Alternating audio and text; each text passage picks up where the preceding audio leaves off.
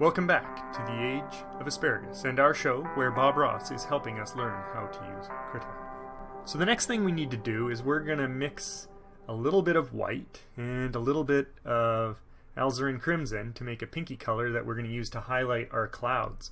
There are many ways of mixing colors in Krita. And for the most part, what we're going to do is we're going to use something really cool called the digital color mixer. But first, I'm going to show you just a really quick way to mix two colors with the brushes we already have, the two brushes we've already created. So instead of messing things up here on our drawing so far, I'm going to create a new document, file new. I'm just going to use whatever defaults are here. And I'm going to go over and I'm going to pick alizarin crimson, and I'm going to pick our cloud brush, and I'm just going to draw a section here. Now, we need a pinky color, so we're going to mix some of this red with the white below it. I'm going to use our smudge brush, and I'm just going to smudge it out. And you can try different pressures, and you can see what's going to happen here. And here I go. I've got a near white with a little bit. I'll pick something over here. To choose one of these colors along this gradient, I want to use the color picker. The shortcut for that is P. I can choose the color I want here. I'm going to select that, and you can tell my foreground color changed right there. You can also get the foreground color from your pop-up, and you'll see it'll show up as the big color here. That's the active foreground color. Okay, I don't need this anymore. I'm going to close that. I don't need to save that. We have this pinkish color as our foreground. I'm going to go back to our 1-inch cloud brush. Careful there. I need to make sure I'm on the right layer. This is digital painting, and we should take advantage of that. So I'm going to make sure I'm on my clouds layer, and I'm going to add just a little line of this pink here. And we're just going to outline the clouds here.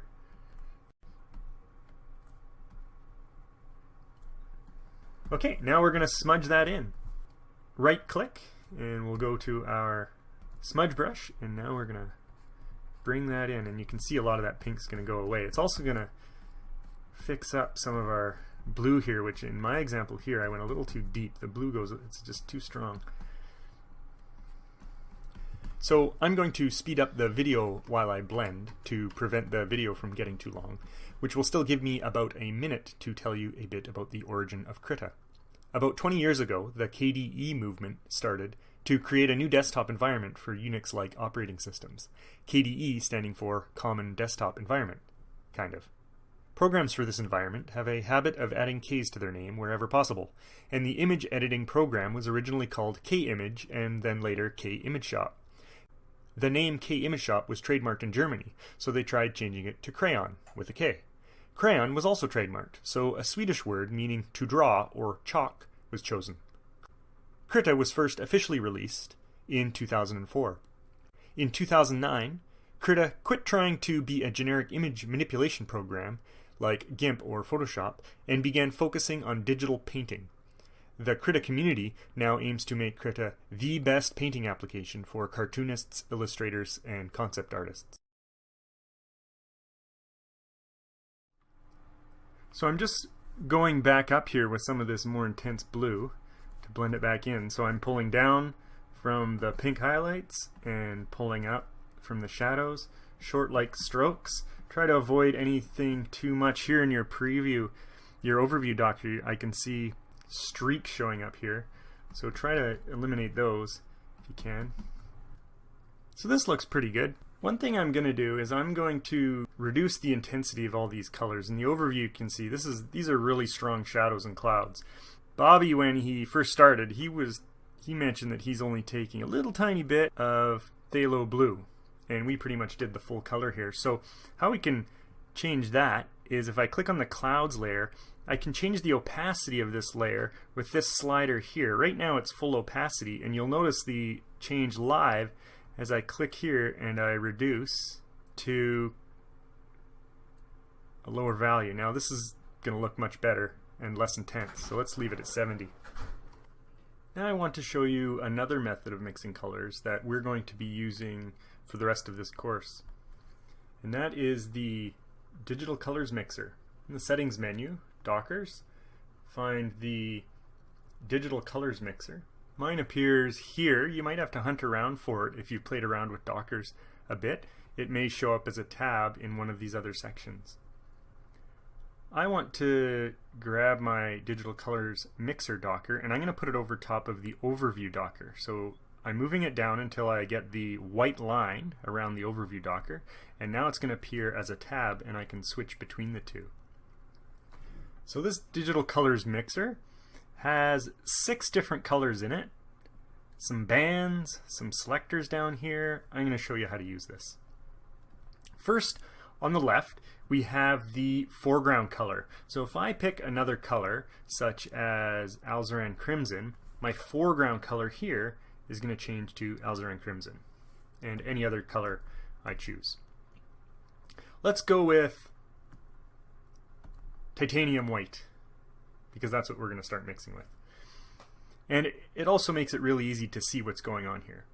So we have white, and we can mix white with any of 6 different colors.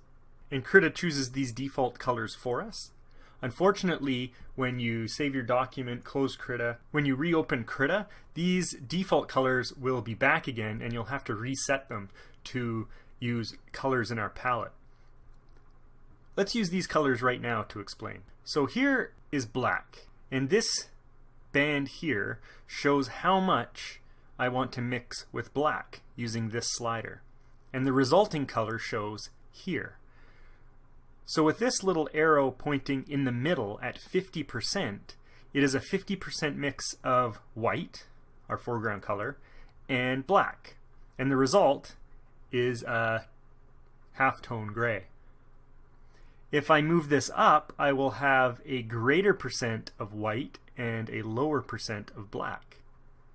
And you can see the resulting color here change as a result of that. And if I slide all the way down to the bottom, I now have 100% black and 0% white, and if I mix them, the result will be black. If I move this back up to about the 50% mark, to do the actual mixing, what I do is I tap the resulting color here. I'm going to tap it, and it will become our new foreground color. So if I tap it once, our new foreground color becomes this halftone gray, and I can use it on my painting. Because this halftone gray is now our new foreground color, we get a new mix. Now it is going to mix black again with the new foreground color, and we can again choose what proportion we want. If we have 100% foreground color, it will just be the same. There'll be no difference. If we want 0% foreground and 100% black, it will just be black.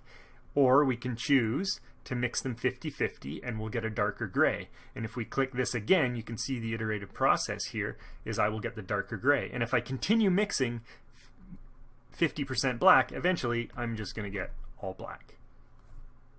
I went back to a white foreground color just to show that you can do the same thing for any of these 6 colors. These 6 colors work independently, so you can, if you're working with one of them, you can ignore the other ones. If you want to mix white with this blue here at 50%, you can click there and you'll get a 50% blue, 50% white. The neat thing about having multiple colors here is now you can start mixing all the colors together in the different proportions you want. And I'm going to show you an example of that in a moment as we mix our famous Bob Ross mountain mixture. Let's go back and set our foreground color to titanium white. And I'm saying titanium white kind of as a joke. White is just white for our digital purposes. We want to mix white with alizarin crimson. To do that, I'm going to hit this little black, and this is going to give us access to our palette. And I can choose alizarin crimson. And there we go. Alizarin crimson shows up as this color. Eventually, we're going to be mixing many more colors. And unfortunately, we have to do this process for each one to pick the colors we want. For now, let's try this digital color mixing method of getting that pink we wanted. So Bob Ross started with white, and then he mixed in just a tiny bit of alizarin crimson into it to give it a pinkish hue. And I'm looking right here, because that's going to be the resulting color.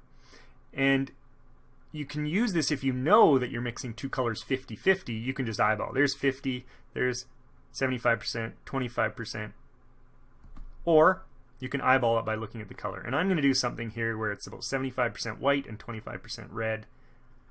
And I'm going to hit that. And now I have my pink mixture.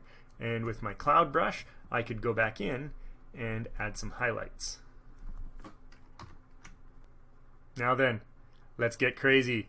We're going to make our mountain mixture. Bobby uses a base of Midnight Black, which again is kind of just a joke. Digitally, Midnight Black is just black. Alright, with our base of Midnight Black, we're going to mix in about 50% Prussian blue. An easy way to think of this is the color we're adding in, Prussian blue, and if we bring it up here, we're adding 0% Prussian blue, 50%, 100%. 0, 25, 50, 75, 100. And of course, the more Prussian blue we add, once we get to 100, it becomes that exact same color. So we're going to add 50% Prussian blue, and then to that mixture we are going to add a little bit of Van Dyke brown, and I'm going to put this up to about the 25% mark here, and then finally we're going to add a touch of alizarin crimson, and I'm going to put that up even higher, something here around 10-20%. Now, the colors you see here mixing with Van Dyke brown is actually it mixing with black. Each of these are mixing with our foreground color. But what we're going to do is we're going to start with the blue mix. So I'm going to hit here, and we're going to mix Midnight Black with Prussian blue, 50%. And now I have this dark blue. Now I'm going to mix this new foreground color with about 25%, or maybe even a little less, 25% Van Dyke brown.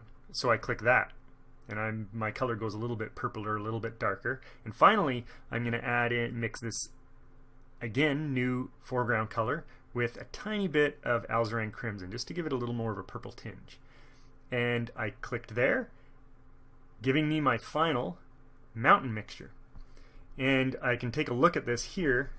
It's showing up as gray because I'm drawing on my clouds layer, and my clouds layer has an opacity of 70%, so it's not showing up at its full intensity. So just temporarily, I'm going to click on my lake layer so we can see what it looks like. It's almost black, but it's got a really dark purpley tint to it. That's what we want. In fact, this is a very common color for Bob Ross, so much so that he actually sells the color Mountain Mixture. So we're going to add this to our palette. I'm going to have to make my palette a little bigger so I can fit in one more color. And I'm going to hit the plus button. Remember, adds our foreground color. So there we go. We have our Mountain Mixture. And it's really close to black, but side by side, you should be able to tell that it's not black. So I guess that means we're ready to draw a mountain. Thanks for joining me, and I hope to see you back for the next part in our series.